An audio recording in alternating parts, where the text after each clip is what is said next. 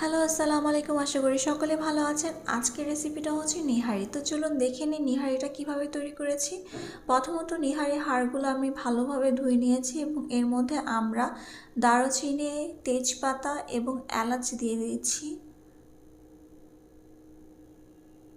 এর মধ্যে আমরা গোলমরিচও ব্যবহার করেছি। বড় একটা এলাচ নিয়েছি,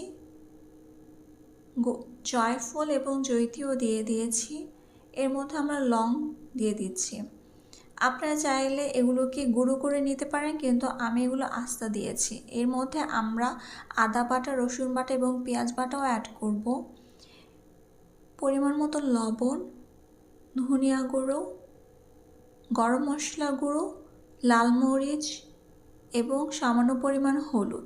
4-5টা কাঁচামরিচও অ্যাড করব এবং এর মধ্যে সামান্য পরিমাণ তেল দিয়ে এটাকে ভালোভাবে ম্যারিনেট করতে হবে। ভালোভাবে মিক্স হয়ে যাওয়ার পরে এর মধ্যে আমরা পরিমাণ মতন পানি অ্যাড করব। আমি যেহেতু এটি প্রেসার কুকারে বসাচ্ছি না, তার জন্য আমি পানির পরিমাণ দ্বিগুণ দিতে হবে আমার। অনেক সময় দেখা যায় পানির পরিমাণ আমরা বুঝি না, অনেক সময় কম হয়ে যায়। এর মধ্যে আপনারা গরম পানি অ্যাড করতে পারেন।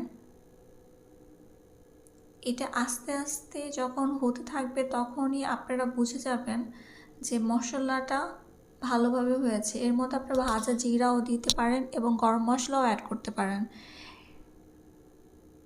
যখন এটি হতে থাকবে তখন আপনারাই বুঝবেন, কারণ তেল উঠে এসেছে।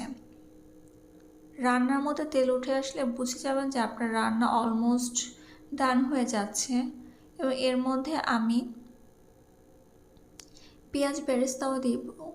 পেঁয়াজ বেরেস্তার জন্য প্রথমে আমি পেঁয়াজকে ভালোভাবে লাল করে নিব। এখানে আমি রসুন, পেঁয়াজ এবং শুকনো মরিচ দিয়ে ভালোভাবে বেরেস্তা আকারে তৈরি করে এই বেরেস্তাটা এর মধ্যে ছিটিয়ে দিব। আস্তে আস্তে কালারটা অন্যরকম হচ্ছে, আপনারা বুঝে যাবেন যে হয়ে আসছে, তেল ভাসতে শুরু করেছে।